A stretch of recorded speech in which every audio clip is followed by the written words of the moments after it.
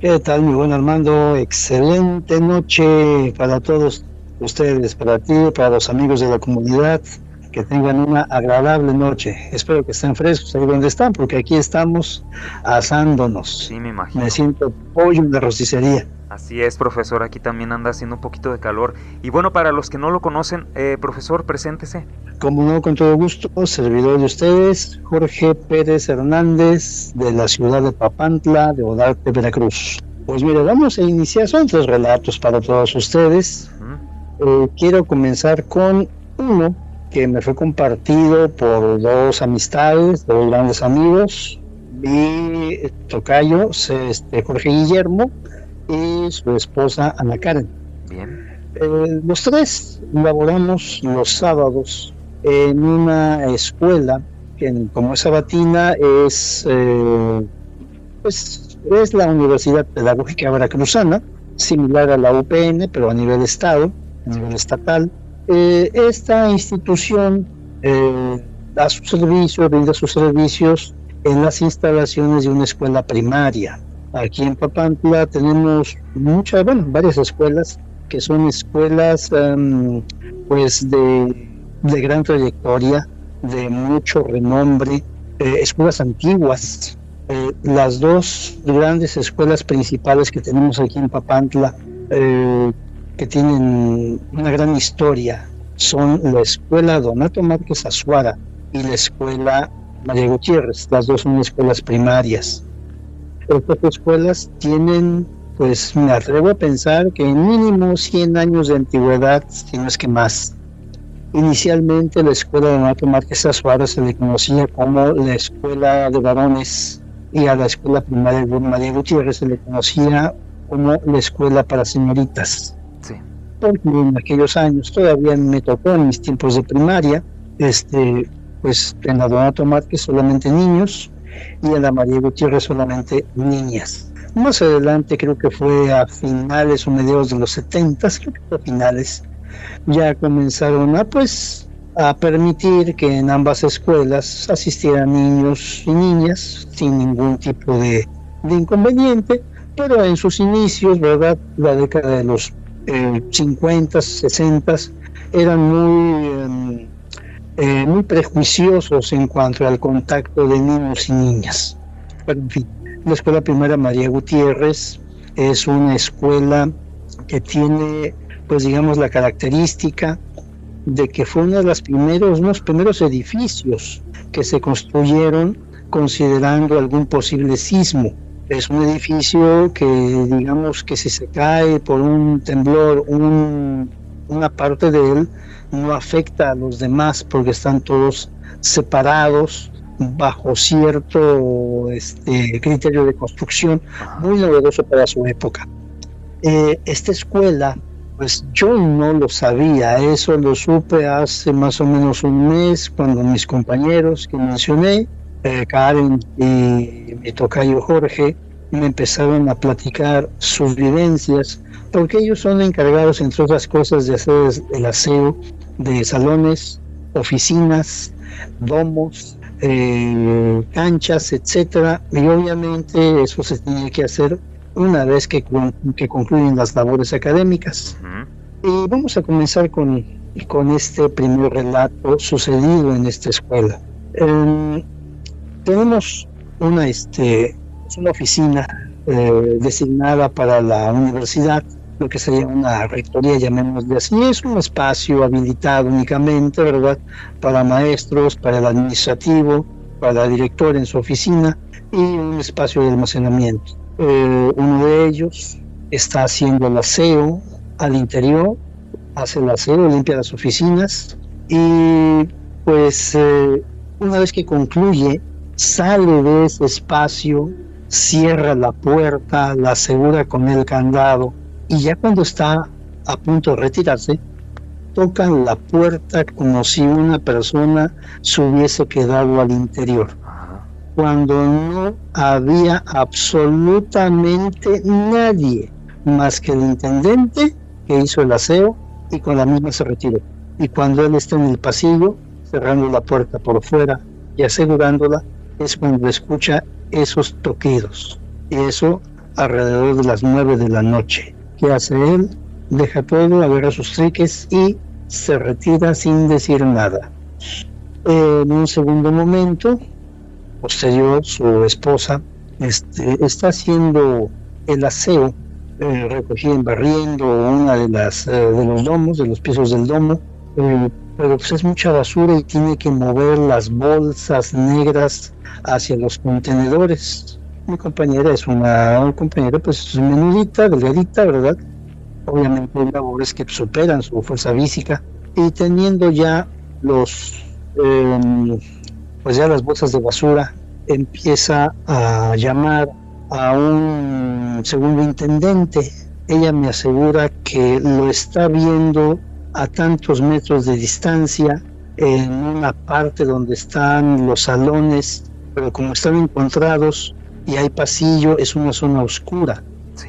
Ve que hay una persona ahí, la ve en la penumbra y le empieza a hablar. Oiga, don fulanito, ¿me ayuda por favor a mover las bolsas? Don fulano, oiga, caramba, no me escucha. Ella se va acercando y está observando claramente que ahí en la penumbra hay una persona. Oiga, le estoy pidiendo que me ayude por favor a mover las bolsas de basura. Y de repente una voz arriba de ella, en la segunda planta, le dice: sí, ya te oí, ahorita abajo. Ella eleva la mirada y ve a su compañero al cual está llamando. En la madre, si él está ahí, ¿quién está aquí enfrente? Ella vuelve la mirada hacia el pasillo aquel penumbroso y ya no hay absolutamente nadie. Ese pasillo está vacío. Vas para atrás, como dice la canción, de reversa, mami, hasta que baja su compañero para ayudarle, pero a él no le dijo absolutamente nada. Pero parece que esa noche hasta fiebre le dio de la impresión. En un siguiente momento, en ese mismo pasillo, en donde hay un salón, que yo recuerdo que es el único salón cuya puerta de madera son maderas macizas, ese mobiliario tiene mínimo unos 80 o 90 años de existencia. Mover una de esas bancas o esas sillas está canijo, están pesadas. Bueno, ese salón que está en ese pasillo, que está penumbroso, es la única puerta que tiene una ventana, tiene cristales para ver al interior. Está mi tocayo, Sergio Guillermo, está colocando un cartel en esa puerta por la tardecilla, ya empezaba a oscurecer, está colocando un cartel pues para señalar qué grupo le va a corresponder esa aula, pero esos cristales le funcionaron como un espejo retrovisor. Cuando él está colocando con cinta adhesiva ese cartel en la puerta, a golpe de vista observa a través, con la ayuda de ese cristal o de esos cristales, que detrás de él hay un niño, cuando a esas horas ya no hay alumnado, pero está observando en ese cristal que detrás de él hay un pequeño con un uniforme escolar antiguo. Él voltea con rapidez y no hay absolutamente ninguna persona a sus espaldas. Al carajo el condenado cartel. Y yo me voy de aquí. Sí. Un siguiente suceso, hubo un evento en uno de los salones donde fue necesario colocar sillas de plástico más cómodas para recepción de los adultos. Eran varias.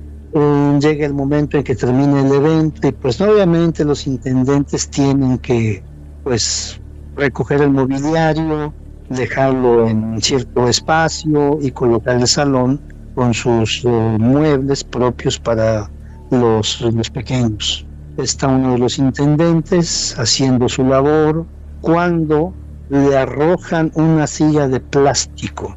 Desde la esquina del fondo le arrojaron una silla hasta la esquina de donde estaba él en la plataforma. Ajá. No lo golpearon, pero sí cayó la silla de manera estrepitosa sobre la plataforma. El intendente se voltea Habían tenido una hermana pensando que era algún compañero que había ingresado sin que se diera cuenta, pero no hay nadie. Está todo, nada más están él y las sillas blancas. Y le arrojaron esa silla a unos 5 o 6 metros de distancia. Con permisito, ahí nos vemos, a ver quién acomoda, a ver quién hace, búsquense otro, porque conmigo no cuenten. Y se retiró. En otro momento, un compañero intendente concluye, es una escuela grande, no es lo que no mencioné, pero estamos hablando de, pues yo creo que cuando menos unos 20 salones más o menos, más oficinas de dirección matutina y vespertina, salón de actos, salón de cuentos y juegos y las oficinas que ocupa la universidad. O sea, es una escuela muy amplia. Sí. Sale un intendente de un salón que acaba de asear, de acomodar, cierra, lleva en las manos pues su escoba, su trapeador, su cubeta, y de repente sale un niño de un salón de enfrente, corre por el pasillo y se mete a otro salón. El detalle es que en primer lugar, a esas horas ya no hay alumnos, y en segunda, esos dos salones estaban cerrados con llave. Apenas iba a abrir uno de ellos para empezar el aseo. El niño que vio no era una persona física. A quien también le correspondió un buen susto fue a mi directora de centro universitario, por razones de su propio trabajo, ¿verdad? De su responsabilidad. A veces tenía que quedar hasta muy altas horas de la noche en una oficina arrinconada y está apurada en la computadora escribiendo, cuando a sus espaldas, en una de las ventanas que está en lo alto, tipo ventila, le tocan el cristal. Chihuahua. Ella se levanta, se incorpora, pero esa ventila está encontrada con el muro de otro edificio.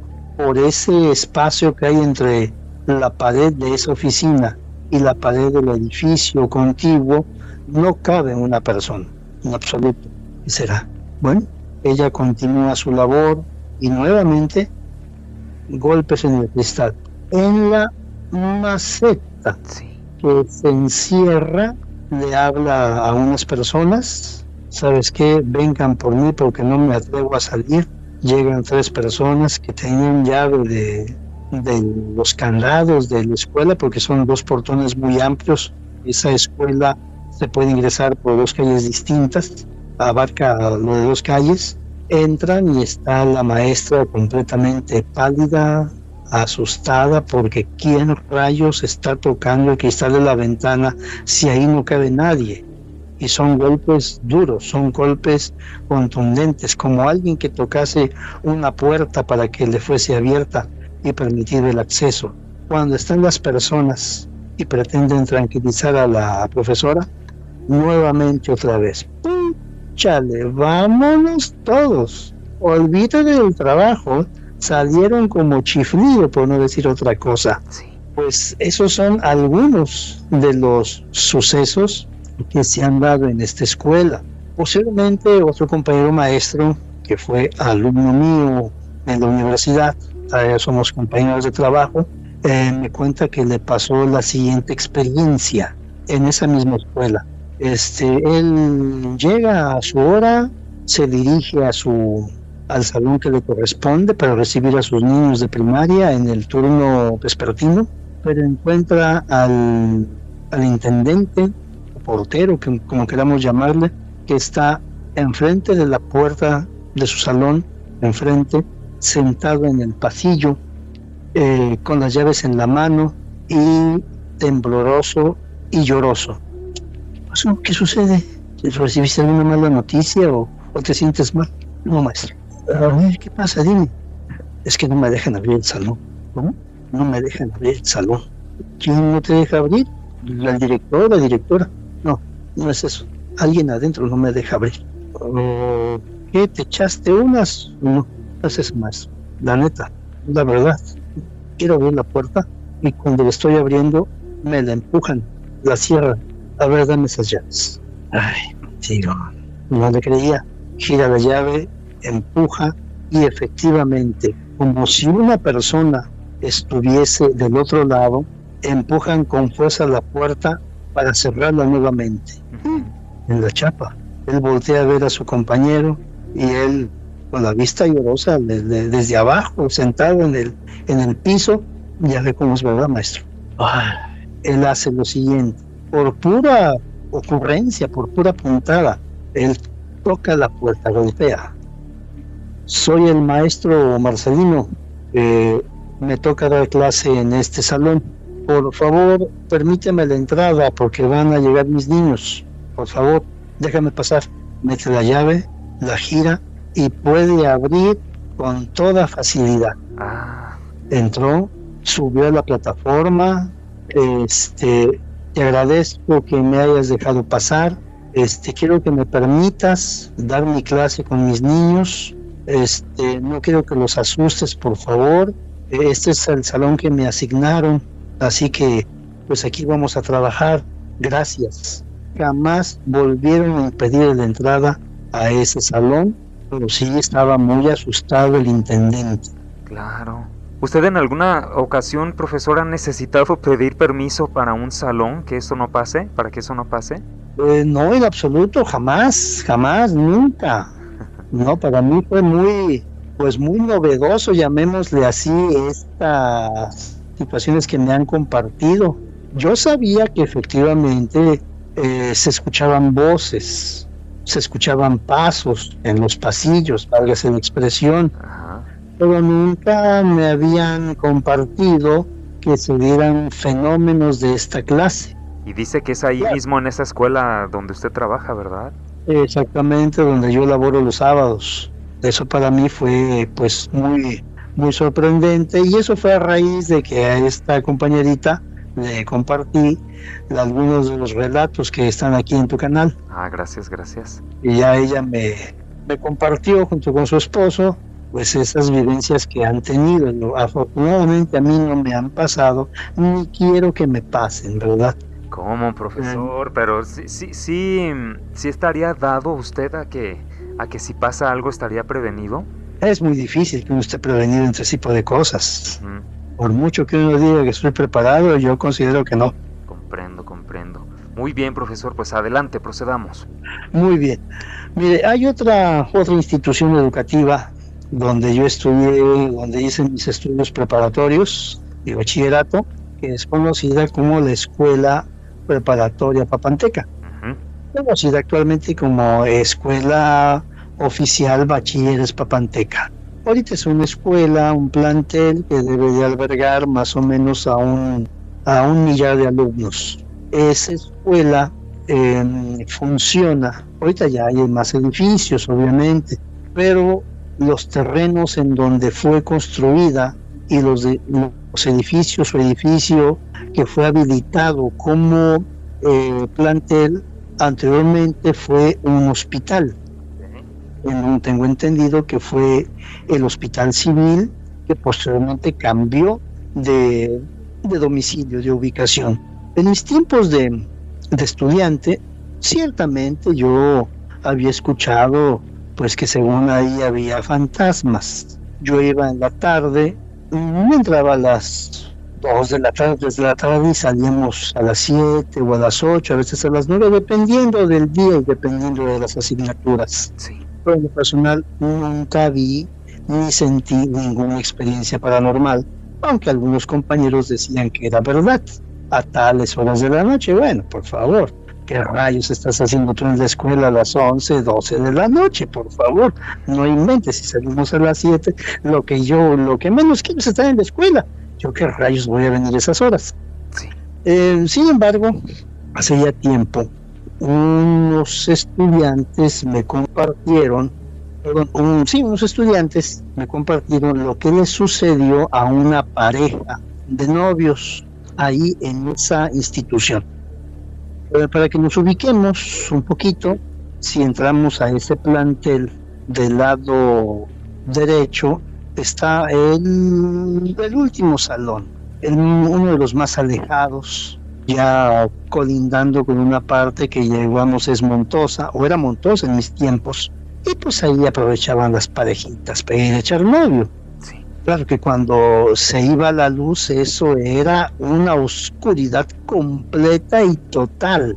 Se cuenta, y eso es relativamente reciente, tendrá unos 6 años promedio, quizás un poquito más o un poco menos. El caso es que había una pareja de novios, pues que lamentablemente que lo que iban a la escuela a hacer todo menos estudiar.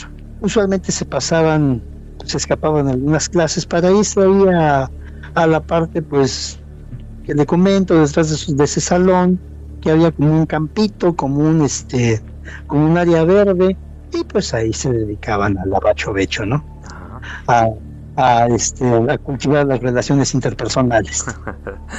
En una de tantas ocasiones, ya estaba oscuro, ya estaban prácticamente la última o penúltima hora de clase, y ellos se salen por ahí a platicar y nuevamente pues a darse su convivencia de novios, cuando repentinamente ¡pum!, se va la luz en todo el plantel.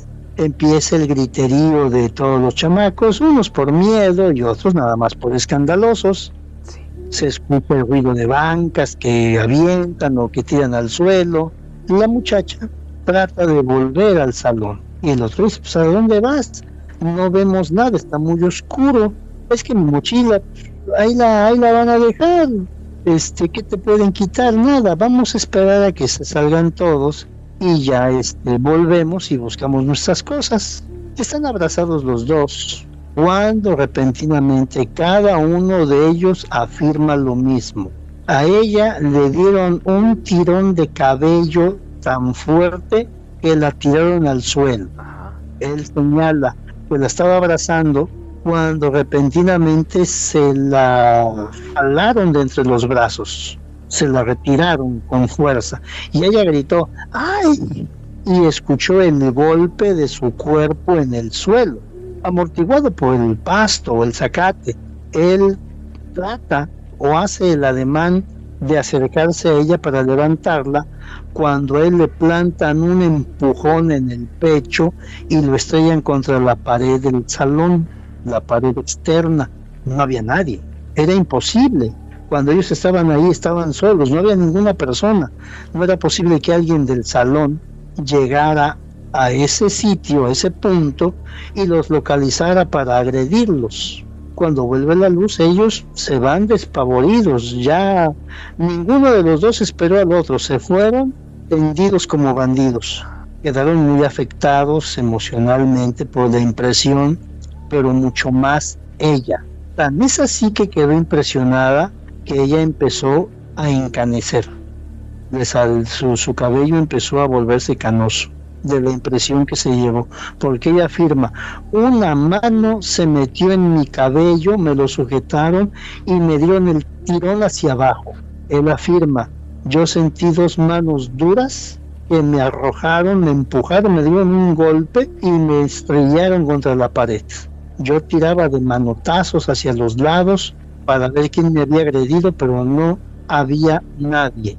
Yo me guié por la voz de la muchacha para levantarla y como pudimos llegamos a las cercanías del salón hasta que volvió la luz y ni de las mochilas nos acordamos. No he sabido de ningún otro fenómeno al respecto. He preguntado, pero no me han comentado más al respecto. Yo he sabido en todo lo que me han contado del relato, 2 o 3 personas de los que me han contado me han dicho esto precisamente, de que se encanecen. Se me hace tan sorprendente eso, el susto tan fuerte que ha de ser lo que pasaron. Indudablemente que sí, imagínate que sientas el tirón y no haya nadie a tu alrededor. Sí, claro. Vaya. Bueno, pues continuemos, profesor. Muy bien. Bueno, no sé cómo llevamos de tiempo. ¿Cuánto llevamos de tiempo? Vamos 31 minutos. Ok. Bueno, este relato está bonito. Bueno, bonito entre comillas, ¿verdad? Tiene a mi juicio una enseñanza que quizás la podamos comentar al final y me permite nuevamente hacer un poquito de contexto. No sé, por allá yo creo que es algo generalizado. hay ocasiones en que los padres cometen ciertos errores queriendo hacer un bien. En este caso, ¿verdad? Una joven, una hija de familia, pues tiene un fracaso matrimonial, ¿verdad? Creyó en las promesas falsas de un sujeto y resulta embarazada. Obviamente eso es el caos en la familia, ¿verdad? Pero bueno, no te vamos a echar a la calle, ¿verdad? Así que pues tenemos que hacer algo, no podemos deshacer de esa criatura porque pues, es un pecado, es una vida. Y lo que hacen es mandar a esta muchacha con unos parientes lejanos a que curse ahí su embarazo y a ver qué se inventa. Son los famosos secretos familiares que comentábamos en aquella ocasión del relato del engendro del sótano. El caso es que esa damita pues tiene su bebé. Los papás pues van por ella al sitio donde la habían mandado, ¿verdad? Para que cursara su embarazo sin presiones ni nada. Llegan con ella, pero la mamá se queda con la bebecita y regresa meses después con el cuento de que pues es la nena de un familiar, ¿verdad? Que pues lamentablemente falleció y ellos se ofrecieron a cuidarla, ¿verdad? Todos en el pueblo sabían que eso era una mentira. Todos sabían que fulanito de tal había embarazado a meganita de tal y que ese bebé que anunciaban como el hijo de X persona, pues no era verdad, pero pues yo sé que me mientes, pero voy a hacer como que te creo, ¿verdad? Sí, sí. Los papás resuelven anotar, registrar a ese hijo como propio, cuando en realidad es un nieto. Y le dicen a la muchacha, tú haz tu vida, ponte a trabajar y procura conducir a un buen hombre, no a un tipejo como el anterior. Hasta ahí aparentemente todo bien, pero por una parte, pues la naturaleza llama. Los señores, por mucho que dijeran que ese niño era hijo suyo, pues en realidad era su nieto. Ajá. Y nunca se va a tratar a un hijo igual que a un nieto, jamás. La muchacha con todo y de que sabía que pues sus papás ya eran los padres legales de ese niño, ella sabía muy bien que ese niño era suyo y el instinto maternal es fuerte y poderoso y no se puede omitir. Claro, claro. Lo que se diga por ley no manda en la naturaleza, pero también es muy cierto, ¿verdad?, que la genética no se puede ocultar. Y si el padre de ese muchacho fue un sinvergüenza, un vividor, un holgazán, pues algo traía también ese muchacho, ¿verdad? Definitivamente, la genética, la naturaleza no se puede ocultar. Y se fueron conjugando muchas cosas. Este muchacho, pues fue creciendo y siendo educado con, pues digamos que con excesos, a diferencia de los verdaderos hijos de los que según eran sus papás. Okay. ¿Por qué? ¿Por qué? Porque ellos como padres le hacían un regalo, pero su mamá biológica también le hacía un regalo, de modo tal que este muchacho se acostumbró a tener por partida doble. Por lo tanto, él sentía que pues, el mundo no lo merecía, ¿no? El mundo gira alrededor de mí. Criaron a un escuincle caprichoso, a un escuincle egoísta, un escuincle envidioso, muy pagado de sí mismo. Los otros hijos de ese matrimonio, pues ya eran un poco mayores, comprendían la situación, pero el hijo menor, que le llevaba 2 años, era 2 años mayor, me parece, a este muchachito, no estaba conforme ni estaba contento, porque pues 2 gallos no pueden estar en el mismo corral. Tal parecía que este niño, Gastón se llamaba, el que habían registrado como hijo propio cuando en realidad era el nieto, no le agradaba que también su, entre comillas, hermano, no me acuerdo el nombre en este momento de ese muchacho, recibiera también ciertos privilegios y le hacía puya cuando en Navidad o en Día de Reyes o en Día del Niño o en su cumpleaños o en su santo o lo que fuera a su hermano le daban un regalo. Él, mira, a mí me dieron 2 y eso le calaba al otro con ganas, de modo tal que empezó a darse un pique tremendo entre estos dos, muy muy fuerte, y todo el tiempo andaban de pleito. Lo que comenzaban medio bien, lo terminaban bastante mal. Sí. Y lo que empezaban mal, lo terminaban peor. Eran pleitos, pero eran unas peleas en donde parecía que se querían verdaderamente matar al uno al otro. Y hablando de que esto sucedió en una comunidad allá en la sierra, pues ellos varias veces incluso se amenazaron con cuchillo, machete, pala, navaja, a una edad de, ¿qué te diré? Según me comentaban, a los 11, 12, 13 años, era un pleito como de Pedro Infante contra Jorge Negrete. Sí, sí. No se podían estar juntos. Llegó incluso el matrimonio a que si salían con uno de los chamacos y el otro se quedaba en casa, tenían que quedarse cuidando a uno y a otro. Jamás los dejaban juntos porque era sinónimo de pleito.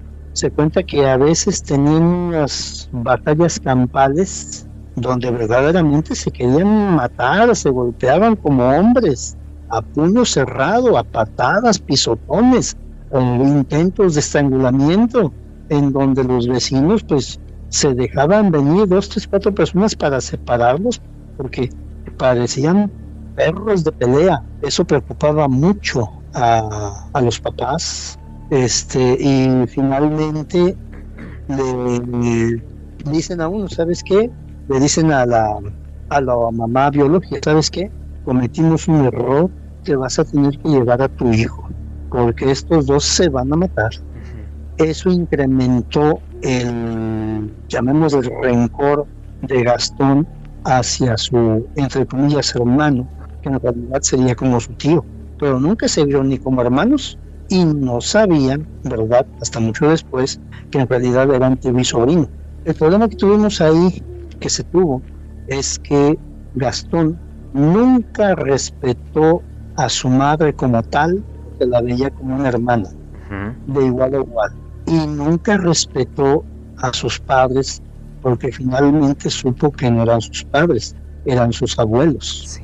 El señor, el padre de familia, tenía, pues, digamos que una política personal, quizás errónea, quizás correcta, pero él tenía la firme convicción de que era su obligación darle a cada uno de sus hijos una herencia, un futuro.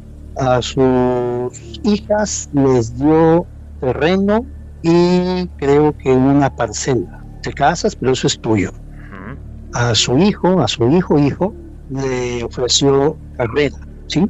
Yo quiero estudiar, yo quiero ser ingeniero agrónomo y pues atender aquí pues todo el campo donde vivimos para que las cosechas se den.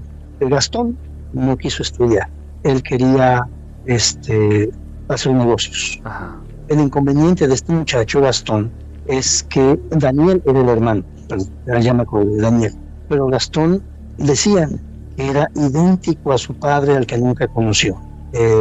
Lanza, gandalla, abusivo, estafador, sacaba deudas que tenían que pagar sus abuelos o su mamá. Su mamá al parecer tenía un sentimiento de culpa, pues por haberlo cedido a sus padres, ¿verdad? Aunque hubiera sido con buena intención, y los abuelos pues, realmente no sabían qué hacer. Pues, caramba, te hemos dado todo y nos pagas de esa manera. Les llegaban las cuentas de que él debía pues ropa, electrodomésticos, deudas de cantina, deudas de juego, etcétera. Finalmente este muchacho se hace hombre y siguió en la misma. Su hermano Daniel efectivamente concluye su carrera de ingeniero agrónomo y hace una pequeña, pues no empresita, sino un negocio de fertilizantes y agroquímicos, y él mismo daba las asesorías para fertilizar los campos, control de plagas, etcétera. Económicamente le iba muy bien a ese muchacho, por su preparación, por su competencia y por el hecho de ser de una familia pues respetada más o menos. Eso despertó más la envidia de este muchacho Gastón. El muchacho Gastón exige al abuelo pues su herencia, y le dice, le toma no parecer, sino le informa a su hijo Daniel que le va a ceder a Gastón ciertas tierras que llamamos aquí Tierra Vega, que son tierras muy fructíferas, muy fértiles, donde había naranjales, limonares, maíz. Y Daniel, oiga papá, por favor, no haga eso. Este tipo, ¿cuándo ha trabajado en su vida? Él nunca ha sido hombre de campo, hombre de negocios. Va a echar todo a perder, va a malbaratar las tierras para seguir con su vidita de bebidas y de mujeres y de francachelas. Papá, estas tierras le costaron hacer muchísimo sacrificio. No seas envidioso, hijo. No soy envidioso, papá. Yo no las quiero para mí. Mejor véndalas, réntelas, délas en producción y de ahí usted vive. Claro, nosotros le vamos a ayudar, claro que sí. Pero usted cree que mi hijo le va a dar algo. No, papá, no sea usted tan ingenuo. Bueno, el papá le cede a este muchacho las tierras y él promete que le va a dar mensualmente cierta cantidad de dinero. Nunca le cumplió, jamás le cumplió. Le dice Daniel, ya ve papá, yo le decía, este tipo es tranza, ya le fregó las tierras. Finalmente esas tierras tan fructíferas se perdieron, se las recogieron por deudas anteriores, deudas de fuego, a que algunas personas acostumbran vender cosechas por anticipado. ¿Sabes qué? Voy a sembrar naranja, voy a sembrar limón, te vendo la cosecha que voy a tener. Todavía ni nacen las plantas y ya estás ofreciendo la cosecha. Es un albur. Lo mismo que es una cosecha abundante, que no cosechas nada por sequía o por inundación o algo por el estilo. Perdió las tierras el tipo. Siguió con su vida licenciosa y empezaron a notar que, como estaba gordito, chonchito, empezaron a notar que estaba adelgazando mucho. Se lo adjudicaban a su vida de francachelas, de parrandas, y a que poco comía, y finalmente él cae muy enfermo, cae en cama, y lo traen al Hospital Civil de Papantla, donde pues no le pueden diagnosticar qué es lo que tiene, y lo envían al Hospital Regional de la ciudad de Poza Rica, donde se queda pues para observación, donde se queda para evaluación, y después de unas semanas le dictaminan que sufre de cirrosis y aparte está contagiado de VIH. Híjole. Pues toda la familia, pues de alguna manera alertada, compungida, excepto su medio hermano Daniel.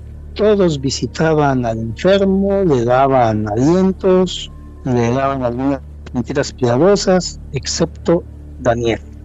Los padres llaman a su hijo, oye Daniel, ¿por qué no has ido a visitar a tu hermano? Ese cabrón no es mi hermano. Bueno, como sea, pero hay que ir a visitarlo, hay que darle ánimos. Mira papá, mira mamá, yo no voy a visitar a ese tipo, tengo cosas más importantes que hacer. Pero es que no sabemos en qué momento pues puede fallecer. Por mí que se muera en el momento que quiera. A mí qué me importa. Si fuera alguna de mis hermanas o otro de mis hermanos, claro que yo estaría ahí. Ese cabrón yo no le debo nada. Y ustedes, por favor, todo lo que les estafó, todo lo que les prometió no cumplió nada. ¿Qué tienen que ir a verlo? Arriesgando a infectarse ustedes también. Daniel, por favor, no seas tan duro.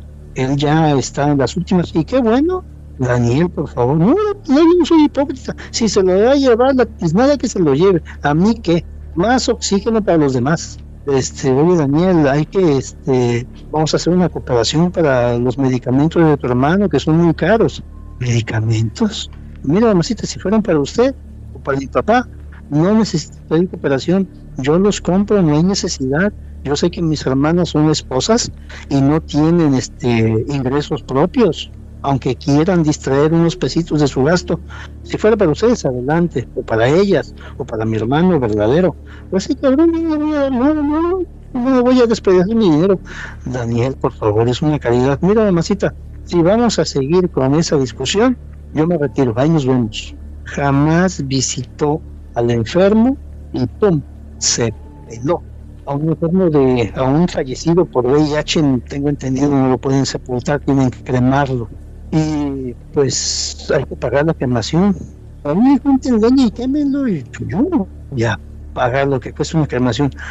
Por favor, tantita caridad, Daniel, ni pareces nuestro hijo. No, mamacita, yo no soy hipócrita. ¿Yo qué le debo a ese cabrón? Nada. No, no, olvídalo. No, ahí avienten en algún barranco y dicen de tierra hasta el tope. Fallece, finalmente el señor, lo creman como pueden, vienen los rosarios, los 80 días, el cabo de año, vamos a hacer un rosario por fulanito, por Gastón. ¿Y para qué? No, pues es por el descanso de su alma. Si ese que no tiene alma, no, mamacita, era un despecho enorme que tenía este muchacho, un odio, un rencor, pero endiablado. Nunca asistió a un rezo, nunca asistió a nada, no fue pues digamos que a sepultarlo, a acompañar, nada, él fuera. Los demás pues pensaban, caramba, tanto odio le tenía a su hermano, y si le mencionaban que era su hermano, no, pecado capital, miéntale la madre y te lo soporta más que decir que era su hermano. Pasó un año del fallecimiento de Gastón y este muchacho después confiesa que empezó a suceder lo siguiente: no todas las noches, pero sí unas 2 o 3 veces a la semana, por las noches o madrugadas, se escuchaba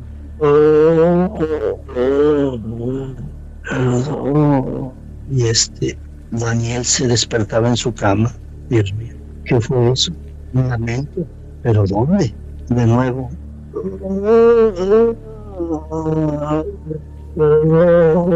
Es aquí adentro en mi casa. Saca el cuetón y en calzones, revisa, y pues se comenta que su casa tenía amplios ventanales, llegaba la luminosidad de algunos vecinos y de las luminarias de la calle, y al fondo en una de las habitaciones alcanza a ver una figura de una persona encorvada, como un anciano que está encorvadito, que está cansado, que está ya con muchos años encima. Lo observa. ¿Quién eres tú? ¿Cómo entraste a mi casa? Camina hacia él con el arma en la mano, lleva la mano hacia uno de los interruptores de la luz, y en un pestañeo, en una fracción de segundo que él le perdió la vista a esa hipotética persona, cuando lo localiza, cuando pretende localizarlo, ya no está. Lo busca en su casa y no hay nadie.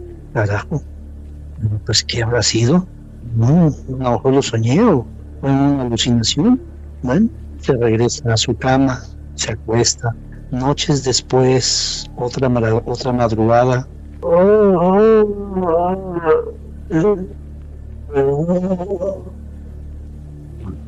¿Qué rayos? Empieza a prender las luces de su casa. Al interior vivía solo, muy joven todavía. No hay nadie. Entra a su cuarto, a su habitación, y de manera fugaz, un pestañeo, vuelve a ver a esa figura enflaquecida, esa figura encorvada, que por un pestañeo, un par de segundos, lo miró y en ese momento desapareció. Chihuahuas, ¿qué significará esto? Esto ya me está preocupando. Una posterior noche, igual, exactamente lo mismo.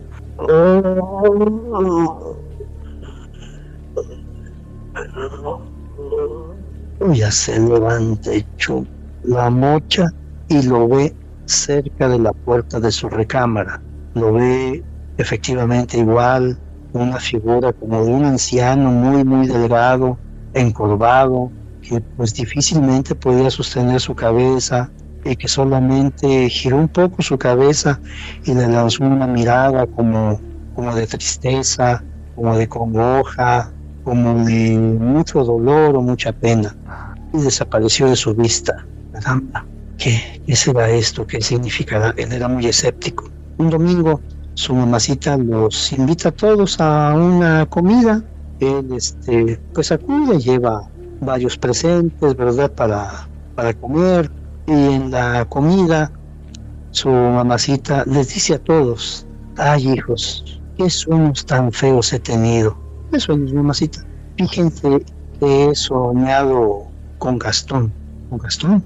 Sí, Yo me sueño que voy caminando por una banqueta, y del otro lado de la calle veo a Gastón recargado en un muro en la pared del mercado, pero lo veo así como lo veíamos en sus últimos días de vida, muy delgadito, muy enflaquecido, como un viejito que se está sosteniendo de la pared, pone una de sus manos en su rodilla porque no puede incorporarse, y me volteé a ver con mucha tristeza, como pidiéndome ayuda. Yo trato de cruzar la calle, pero los coches me lo impiden, y cuando lo logro, ya no está Gastón, se desapareció. Y yo me desperté con mucha tristeza. Daniel estaba con las orejotas como de perro policía, poniendo atención, porque así como describió su mamá a esa figura, es lo mismo que él veía de manera fugaz. Sí. Dice una de sus hermanas: ay, mamacita, es coincidencia, porque yo también he soñado con Gastón. Lo he visto también, que camina por enfrente de mi casa, va por la banqueta, pero camina como un ancianito. Y yo le hablo: Gastón, Gastón, ven a comer.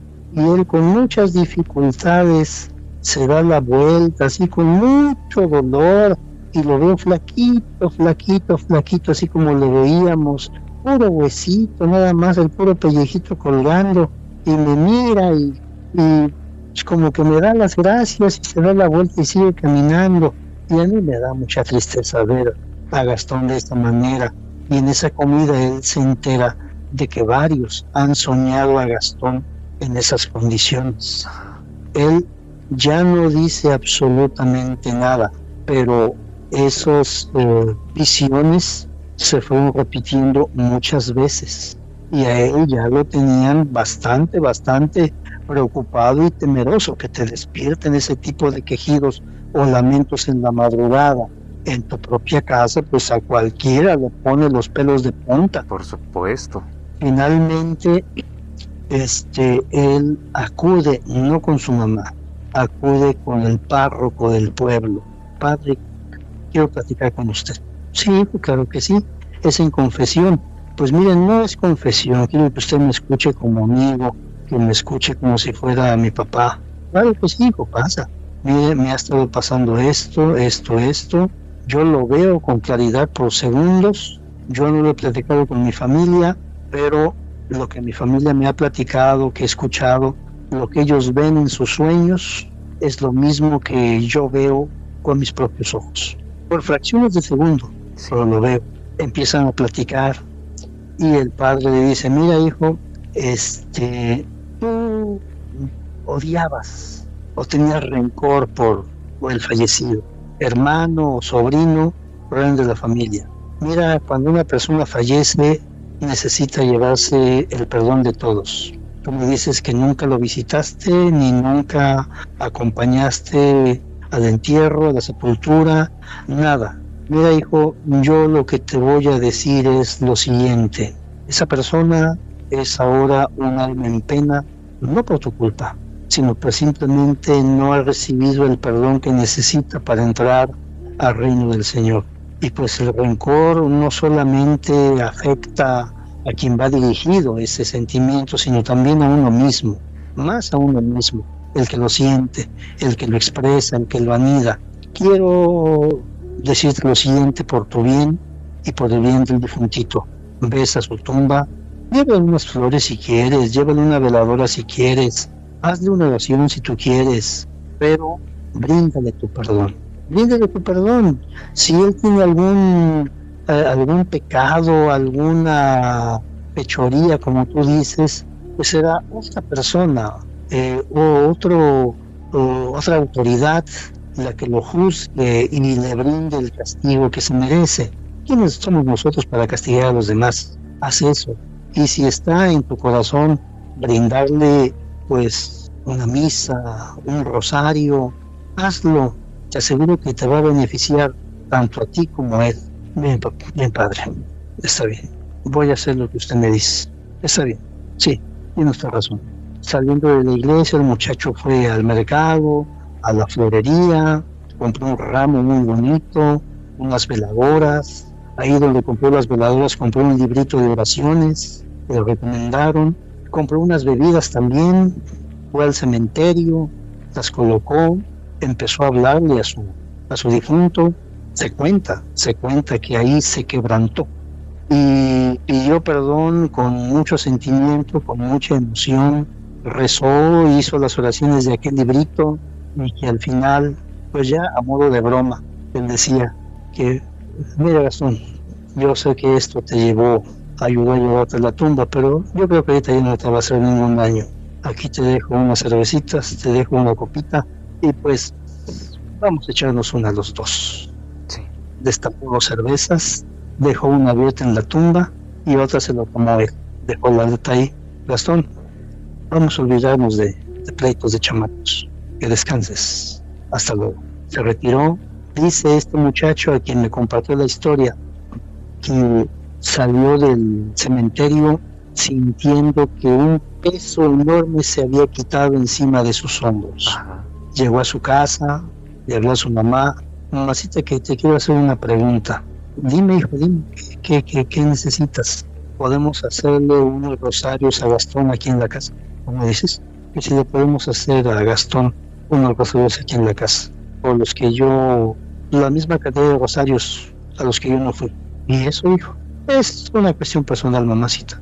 Sí, no, claro que sí. Le voy a hablar a la rezandera y le voy a pedir que venga esos días. ¿Quieres que hagamos algo de comer? Sí, mamacita. Tú dispon todo y me dices qué necesitas. Muy bien, hijo. Muy bien. El padre de la iglesia también va a dar una misa dominical lo que resta del año por el descanso del alma de Gastón. Me dijo, ¿me sorprendes? No entiendo esos cambios. Ya lo sabrás, mamacita. Ya lo sabrás. Nos vemos. Y se fue el hombre. Se cuenta que después del último rosario que se hizo en casa de la mamá, pues él comió y bebió a gusto con sus hermanos, que se cuenta que sus hermanas y hermanos, el mayor de todos, lo veían diferente, lo veían, ya no tenía ese gesto de enfado, ese gesto de molestia, ese gesto de amargura, ese gesto de seriedad que siempre lo caracterizaba. Se veía feliz, contento, tenía sus copas de más y todo, pero esa noche se fue a su casa. No iba borracho, pero sí iba, digamos que alegre. Llegó a recostarse, ni siquiera se prendió, nomás se recostó en su cama y de repente oyó, él no estaba en condiciones de levantarse, solamente incorporó su cabeza y ahí en la puerta de su habitación distinguió la figura, la silueta inconfundible del difunto Gastón. Lo veía como él lo recordaba. No le dirigió la palabra, no hizo ningún quejido, lamento, sonido. Él dice que lo vio con las manos en los bolsillos, que lo miró, simplemente le hizo una especie de reverencia, le sonrió y como si fuese una sombra, salió por la puerta que estaba un poco entreabierta. No la abrió, simplemente se deslizó como si fuese una sombra, pero sí alcanzó a escuchar unos pasos en la sala y después que con mucho cuidado cerraron la puerta principal de su casa que daba a la calle. Se quedó dormido y nunca más volvió a ver a esa aparición.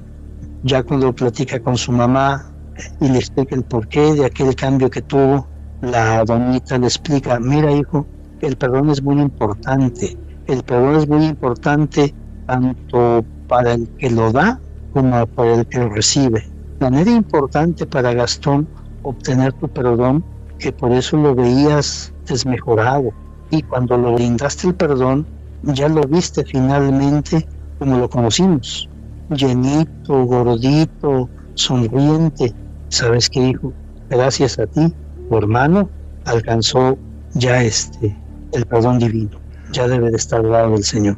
De esa manera es la historia de estos dos hermanos, medios hermanos que esperan enemigos a muerte, pero que al final uno perdonó al otro. Oiga, pero qué muerte tan fea, ¿verdad? La de que haya muerto bueno, se le ha de haber hecho SIDA, pues, del VIH-SIDA. Así es. Interesante relato, buena reflexión, profesor, del perdón. Indudablemente que sí, vaya. Qué pena. Imagínate, cirrosis, de una u otra manera hubiera fallecido la persona.